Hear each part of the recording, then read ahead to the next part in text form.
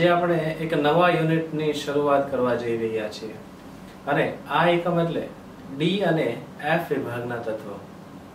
D અને F વિભાગના તત્વો, અલગ અલગ વિભાગના તત્વો વિશેની ચર્ચામાં તમે ધોરણ 11 ની અંદર એસ વિભાગના તત્વો અને પી વિભાગના તત્વો ભાગ 1 વિશે ચર્ચા કરી ગયા છે.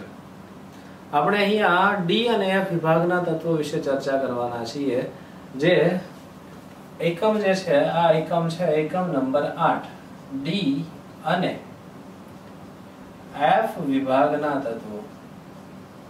ડી અને એફ વિભાગના તત્વો મતલબ કે આ એકમની અંદર આપણે ટોટલ 2 અલગ અલગ વિભાગો વિશે ચર્ચા કરવાના છીએ. જેમાં સૌપ્રથમ આપણે અહીંયા અભ્યાસ કરવાના છીએ ડી વિભાગના તત્વો વિશે. ડી વિભાગના તત્વો. હવે ડી વિભાગના તત્વો વિશેની ચર્ચામાં શરૂઆત કરીએ આપણે. તો પ્રથમ સવાલ એકદમ સરળ અને સામાન્ય છે કે ડી વિભાગના તત્વો એટલે શું થાય. તો ડી વિભાગના તત્વો વિશેની સામાન્ય માહિતી લઈએ તો એવું કહી શકાય કે જે તત્વનો છેલ્લો ઇલેક્ટ્રોન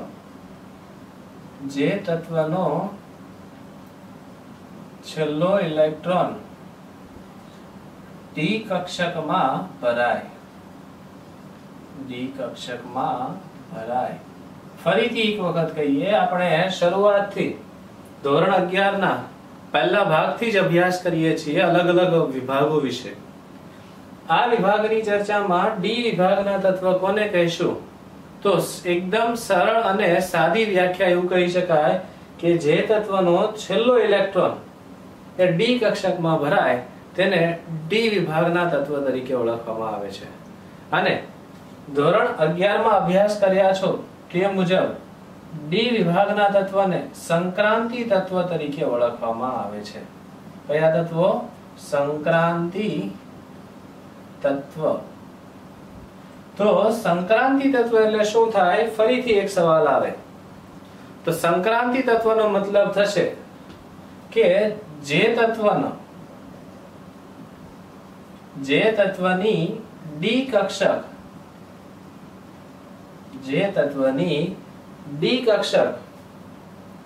ભૂમિ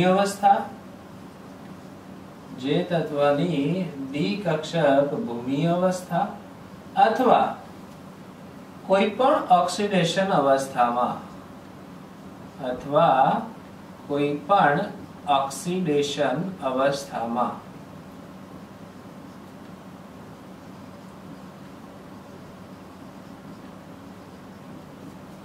ઇલેક્ટ્રોનથી સંપૂર્ણ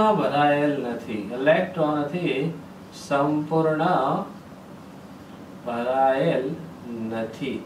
તેને આપણે અહીં સંક્રાંતિ ધાતુ તત્વ તરીકે ઓળખતા હોઈએ છીએ. ફરીથી એકવાર, જે તત્વની ડી કક્ષક, આ યાદ રાખવું જરૂરી છે, ભૂમિ અવસ્થા અથવા કોઈ પણ ઓક્સિડેશન અવસ્થા, આપણે અહીંયા અથવાનો ઉપયોગ કરીએ છીએ.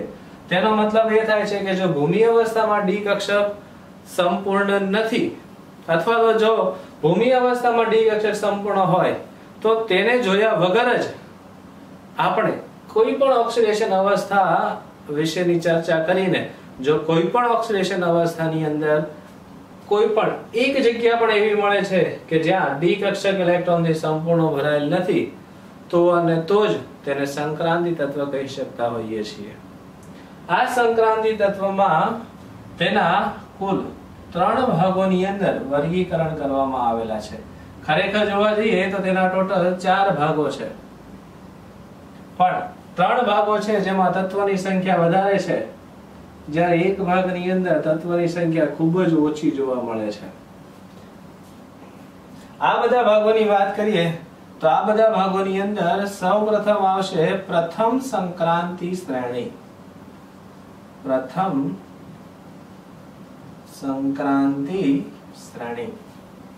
ત્યારબાદ આની અંદર ભાગ નંબર 2 જે આવશે દ્વિતીય સંક્રાંતિ શ્રેણી. દ્વિતીય સંક્રાંતિ શ્રેણી. શાયદ આપ સૌ જાણો છો અને આના વિશે થોડી ઘણી માહિતી પણ ધરાવતા હશો. તૃતીય સંક્રાંતિ શ્રેણી જે તેનો ત્રીજો ભાગ છે અને ત્યારબાદ આનો અંતિમ ભાગ આવશે જે આવશે ચતુર્થ સંક્રાંતિ શ્રેણી. ચતુર્થ સંક્રાંતિ શ્રેણી. તો આ રીતે સંક્રાંતિ શ્રેણીને અહીંયા કુલ 4 ભાગમાં વર્ગીકૃત કરેલ છે, જેમાં મુખ્યત્વે 3 ભાગો હોય છે અને આ એક ભાગ છે જેમાં ખૂબ જ ઓછા તત્વોનો સમાવેશ કરવામાં આવેલ છે. જેમાં ફરીથી સવાલ આવશે, પ્રથમ સંક્રાંતિ શ્રેણી કોને કહેવામાં આવે? જો પ્રથમ સંક્રાંતિ શ્રેણી વિશેનો અભ્યાસ કરીએ તો વ્યાખ્યા અહીંયા જે દર્શાવવામાં આવેલી છે તેની તે જ વ્યાખ્યા આવશે, માત્ર ફરક એટલો હશે કે અહીંયા જે ડી કક્ષક છે આ ડી ની જગ્યાએ અહીંયા સ્પેસિફિક ડી કક્ષકો આવશે. જેમ કે આપણે અહીંયા જો જોઈએ છીએ તો અહીંયા તે રીતે આવશે કે જે તત્વની 3D અહીંયા આપણે ફક્ત ડી એટલે કે દરેકે દરેક ડી કક્ષકનો ઉલ્લેખ કરતા હતા, જ્યારે અહીંયા આવશે 3D કક્ષક. જે તત્વની 3D કક્ષક ઇલેક્ટ્રોનથી ભૂમિ અવસ્થા હોય કે કોઈ પણ ઓક્સિડેશન અવસ્થા હોય એ તો અહીંયા આવવાનું જ છે, પરંતુ જે તત્વની 3D કક્ષક માત્ર આટલો ફેરફાર થયો છે, ઇલેક્ટ્રોનથી સંપૂર્ણ ભરાયેલ નથી. સંપૂર્ણ ભરાયેલ નથી. ફરીથી એકવાર વ્યાખ્યા આની આ જ લખવાની છે. જે તત્વની 3D કક્ષક માત્ર આટલો ફેરફાર છે, ભૂમિ અવસ્થા અથવા કોઈ પણ ઓક્સિડેશન અવસ્થામાં ઇલેક્ટ્રોનથી સંપૂર્ણ ભરાયેલ નથી. અહીંયા વચ્ચે માત્ર આ ભાગ લખેલો નથી, બાકી એ આવશે જ. અહીંયા તેના ઉદાહરણ વિશે વાત કરીએ તો તેના ઉદાહરણની અંદર આવશે તત્વ નંબર 21 થી 30. આ જે તત્વ છે આ તત્વ વિશે આપ સારી રીતે જાણો છો. સ્કેન્ડિયમ થી લઈને એટલે કે Sc થી લઈને ઝિંક સુધીના તત્વો જે અહીંયા આવવાના છે. અહીંયા જો આપણે ઝિંકની ઇલેક્ટ્રોન રચના, સૌપ્રથમ આપણે કોપરની ઇલેક્ટ્રોન રચના લઈએ તો કોપરની ઇલેક્ટ્રોન રચના જે ઝિંક થી ઉપર છે, આની ઇલેક્ટ્રોન રચનામાં આવશે આર્ગોન કમ્પ્લીટ 4s1 3d10. હવે આપ જોઈ શકો છો તે પ્રમાણે આની ઇલેક્ટ્રોન રચનામાં ડી કક્ષકમાં 10 ઇલેક્ટ્રોન છે. ડી કક્ષકમાં જોવા જઈએ તો ટોટલ 10 ઇલેક્ટ્રોન જ ભરાઈ શકતા હોય છે અને તે સંપૂર્ણ ભરાયેલ છે. અહીંયા વ્યાખ્યામાં આપણે એવું લખેલ છે કે સંપૂર્ણ ભરાયેલ નથી તો તેને સંક્રાંતિ તત્વ કહેવાય. તો શું આ સંક્રાંતિ તત્વ છે? તો આ સમજવા માટે આપણે આ સેન્ટેન્સ સમજવું વધારે જરૂરી છે. અહીંયા લખવામાં આવેલ છે ભૂમિ અવસ્થા જે અહીંયા છે અથવા કોઈ પણ ઓક્સિડેશન અવસ્થા, એટલે કે આ એક અવસ્થા જ જોવી એવી જરૂરી નથી. આ અવસ્થામાં નથી તો બીજું ચકાસી શકાય. જેમ કે કોપરની ઇલેક્ટ્રોન રચના લઈએ છે Cu+1 જેની ઇલેક્ટ્રોન રચના આવશે 4s0 3d10. હવે અહીંયા આપણે જોઈએ છીએ તો પણ 3D કક્ષકમાં 10 ઇલેક્ટ્રોન છે, તો શું તેને સંપૂર્ણ ભરાયેલી નથી? એટલે કે અહીંયા સંપૂર્ણ ભરાયેલ છે તેથી એ સંક્રાંતિ તત્વ નથી. પરંતુ હજી આપણી પાસે કોપરની એક અવસ્થા બાકી છે જેના વિશે ચર્ચા કરીએ, જે છે Cu+2. એટલે કે આ બધી જ શક્ય અવસ્થાઓને ધ્યાનમાં લેવી. અહીંયા આવશે આર્ગોન કમ્પ્લીટ 4s0 3d9. એટલા માટે જ અહીંયા અથવાનો ઉપયોગ કરવામાં આવ્યો છે. અહીંયા આપ જોઈ શકો છો તે પ્રમાણે Cu માં ઇલેક્ટ્રોન થી સંપૂર્ણ ભરાયેલ છે, આની અંદર પણ ઇલેક્ટ્રોન થી સંપૂર્ણ ભરાયેલ છે. આથી આ બંને તત્વો એટલે કે આ બંને ઇલેક્ટ્રોન રચનાના આધારે જો ખાલી માત્ર જોઈએ તો સંક્રાંતિ નથી, પરંતુ અહીંયા આ એક ઇલેક્ટ્રોન રચના એવી મળી આવે છે કે જેમાં ડી કક્ષક ઇલેક્ટ્રોન થી સંપૂર્ણ ભરાયેલ નથી, આથી તેને સંક્રાંતિ તત્વ કહી શકાય. કહેવાનો મતલબ કોઈ પણ એક અવસ્થા પણ એવી મળવી જોઈએ કે જેની અંદર ઇલેક્ટ્રોન થી સંપૂર્ણ ભરાયેલ હોય નહીં. માત્ર એક હોય છતાં પણ એ સંક્રાંતિ તત્વ જ કહી શકાય છે. ત્યારબાદ અંતમાં એક બીજા તત્વ વિશે ચર્ચા કરીએ જે છે ઝિંક. ઝીંકની ઇલેક્ટ્રોન રચના આવશે આર્ગોન કમ્પ્લીટ 4s2 3d10. હવે આ ઇલેક્ટ્રોન રચનાની વાત કરીએ તો અહીંયા તેની ભૂમિ અવસ્થા છે. ભૂમિ અવસ્થામાં ઇલેક્ટ્રોન થી સંપૂર્ણ ભરાયેલ છે, તો આને સંક્રાંતિ તો કહી શકાય નહીં. હવે આ બીજી શક્યતા જે ઓર છે, આ બીજી શક્યતાનો ઉપયોગ કરીએ કે તેની પાસે માત્ર એક જ અવસ્થા છે ઓક્સિડેશન સ્ટેટ, જે છે આર્ગોન કમ્પ્લીટ 4s0 3d10. હવે આપ જોઈ શકો છો તે પ્રમાણે અહીંયા પણ 3d10 છે, એટલે કે 10 ઇલેક્ટ્રોન સંપૂર્ણ ભરાયેલ, અહીંયા પણ 10 ઇલેક્ટ્રોન થી સંપૂર્ણ ભરાયેલ. હવે ઝીંક પાસે કોઈ પણ એવી અવસ્થા બાકી જ નથી કે ત્યાં તે ઇલેક્ટ્રોન ગુમાવી શકે. આથી અહીંયા પણ ઇલેક્ટ્રોન થી સંપૂર્ણ છે, અહીંયા પણ ઇલેક્ટ્રોન થી સંપૂર્ણ છે, માત્ર એક પણ જગ્યા એવી નથી મળતી કે જ્યાં સંપૂર્ણ ભરાયેલ ના હોય. આથી ઝીંક એ સંક્રાંતિ તત્વ નથી. આથી ઝીંક એ સંક્રાંતિ તત્વ નથી. ઝીંક એ સંક્રાંતિ તત્વ નથી. અહીંયા કોપર છે પરંતુ ઝીંક નથી, એટલે કે 21 થી 30 તત્વોમાં 30 નંબરનું તત્વ એ સંક્રાંતિ તત્વ તરીકે વર્તન કરી શકતું નથી. તો આ હતી પ્રથમ સંક્રાંતિ તત્વ વિશેની વાત. આપ સૌએ પ્રથમ સંક્રાંતિ તત્વના દરેકે દરેક તત્વની ઇલેક્ટ્રોન રચના ફરજિયાત યાદ રાખવાની છે, જે આપને બુકમાંથી મળી રહેશે. જો નથી મળતી તો કોમેન્ટ કરવી, જેનાથી હું આપને ફોટો શેર કરીશ. ત્યારબાદ અહીંયા આપણે દ્વિતીય સંક્રાંતિ તત્વ વિશે વાત કરીએ છીએ. શેના વિશે? દ્વિતીય સંક્રાંતિ શ્રેણી. તો દ્વિતીય સંક્રાંતિ શ્રેણી એટલે શું થશે તેના વિશેની ચર્ચા કરીએ તો અહીંયા આપણે લખેલ છે જે વ્યાખ્યાની આ જ છે. અહીંયા જે પ્રમાણે ફેરફાર કર્યો છે, માત્ર 3D કક્ષક કર્યું છે, એ જ પ્રમાણે અહીંયા પણ એક નાનો અમથો ફેરફાર કરવાનો છે, જે છે જે તત્વની 4D કક્ષક. જે તત્વની 4D કક્ષક ઇલેક્ટ્રોન થી, એટલે કે 4D કક્ષક ભૂમિ અવસ્થા અથવા કોઈ પણ ઓક્સિડેશન અવસ્થામાં ઇલેક્ટ્રોન થી સંપૂર્ણ ભરાયેલ નથી. સંપૂર્ણ ભરાયેલ નથી. બોક્સમાં આના માટે શબ્દ પણ વાપરવામાં આવેલો છે કે ઇલેક્ટ્રોન થી અપૂર્ણ ભરાયેલ હોય. તો બંને એક જ વાત છે, એટલે એવું સમજવું નહીં કે બંને અલગ અલગ છે. જે તત્વની 4D કક્ષક ભૂમિ અવસ્થા અથવા કોઈ પણ ઓક્સિડેશન અવસ્થામાં ઇલેક્ટ્રોન થી અપૂર્ણ ભરાયેલ છે, આવો શબ્દ વાપરીએ તો પણ તે સાચું જ છે. તેની અંદર તત્વની વાત કરીએ તો તેમાં આવશે 39 થી 48, એટલે કે Y2CD. હવે અહીંયા આ જ પદ્ધતિ દ્વારા જો CD કેડમિયમ વિશેની વાત કરીશું આપણે, તો CD જેમાં ઇલેક્ટ્રોન રચના આવશે ક્રિપ્ટોન કમ્પ્લીટ 5s2 4d10. હવે વ્યાખ્યા મુજબ જો જોવા જઈએ તો એવું કહેવામાં આવે છે કે જે તત્વની D કક્ષક અપૂર્ણ હોય તો. અહીંયા D કક્ષક અપૂર્ણ નથી, પરંતુ આ માત્ર હજી ભૂમિ અવસ્થા છે. હવે તેની બીજી અવસ્થા વિશે ચર્ચા કરીએ તો ત્યાં આવશે CD+2. તો ક્રિપ્ટોન કમ્પ્લીટ 5s0 4d10. તો આ બંને અવસ્થાની અંદર આપ જોઈ શકો છો તે પ્રમાણે D કક્ષક ઇલેક્ટ્રોન થી પૂર્ણ ભરાયેલ છે.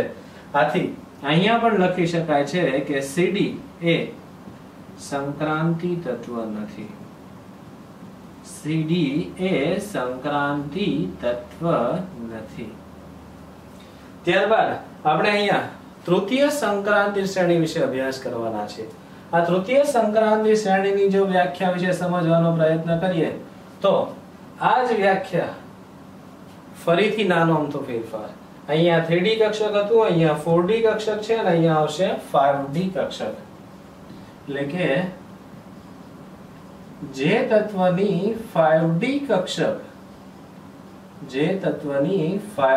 કક્ષક ઇલેક્ટ્રોન થી સંપૂર્ણ ભરાયેલ નથી.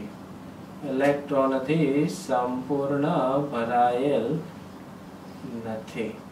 આવો પ્રકાર જે છે જેને તૃતીય સંક્રાંતિ શ્રેણી તરીકે ઓળખવામાં આવે છે. જો તેની અંદર તત્વો વિશે વાત કરીએ તો પહેલા તેના પરમાણુ ક્રમાંક 57 અને 72 થી 80 આ કુલ 10 તત્વો છે જે તૃતીય સંક્રાંતિ શ્રેણીમાં આવે છે. લેન્થેનમ, હાફનિયમ 2, મર્ક્યુરી. એટલે કે આ જે તત્વો છે આ તત્વો વિશે જો આપણે વાત કરીએ છીએ તો આ તત્વમાં પણ એ જ રીતે મર્ક્યુરી વિશેની ઇલેક્ટ્રોન રચના લખીએ છે. તો Hg ની ઇલેક્ટ્રોન રચના આવશે xenon complete 6s2 5d10. હવે આપ જોઈ શકો છો તે પ્રમાણે તેની ભૂમિ અવસ્થાની અંદર ડી કક્ષક ઇલેક્ટ્રોન થી સંપૂર્ણ ભરાયેલ છે. આથી એવું કહી શકાય કે મર્ક્યુરી એ સંક્રાંતિ તત્વ નથી, પરંતુ હજી કોઈ પણ ઓક્સિડેશન અવસ્થા બાકી છે જ્યાં Hg+1 લખીએ છીએ xenon complete 6s1 5d10. તો આ અવસ્થાની અંદર પણ ડી કક્ષક ઇલેક્ટ્રોન થી પૂર્ણ ભરાયેલ છે. મર્ક્યુરી પાસે આના સિવાયની હજી એક અવસ્થા છે Hg+2. જો તેની ઇલેક્ટ્રોન રચના વિશે વાત કરીએ તો તે આવશે 6s0 5d10. તો આ દરેક અવસ્થાની અંદર આપ જોઈ શકો છો તે પ્રમાણે 5d કક્ષક ઇલેક્ટ્રોન થી પૂર્ણ ભરાયેલ છે. જ્યારે સંક્રાંતિ તત્વ માટેની વ્યાખ્યા છે કે ઇલેક્ટ્રોન થી સંપૂર્ણ ભરાયેલ હોવી જોઈએ નહીં. આથી અહીંયા લખી શકાય છે કે Hg એ સંક્રાંતિ તત્વ નથી. Hg એ સંક્રાંતિ તત્વ નથી. એટલે આ રીતે આપણે અહીંયા પ્રથમ સંક્રાંતિ તત્વ, દ્વિતીય અને તૃતીય સંક્રાંતિ શ્રેણી વિશે સમજી શકીએ છીએ. ત્યારબાદ છેલ્લો સંક્રાંતિ તત્વનો ભાગ અને તે એટલે આવશે ચતુર્થ સંક્રાંતિ શ્રેણી. ચતુર્થ સંક્રાંતિ શ્રેણી વિશે વાત કરીએ તો ચતુર્થ સંક્રાંતિ શ્રેણી ફરીથી એક વખત વ્યાખ્યાની આજ માત્ર ડી ની જગ્યાએ ત્યાં આવશે 6d કક્ષક. અહીંયા વ્યાખ્યા લખી શકાય જે તત્વની 6d કક્ષક, કઈ કક્ષક?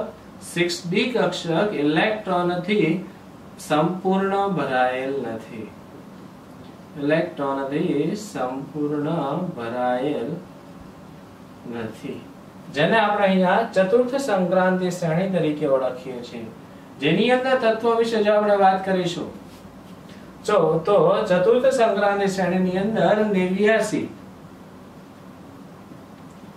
104 આ બે તત્વો આવે છે. તેનાથી આગળ પણ આવશે, પરંતુ હાલમાં આ બે તત્વો એ ખૂબ જ જાણીતા છે, જેમાં 89 એ 80 છે એટલે કે એક્ટિનિયમ છે, જ્યારે 104 એ રુથરફોર્ડ નિયમ છે.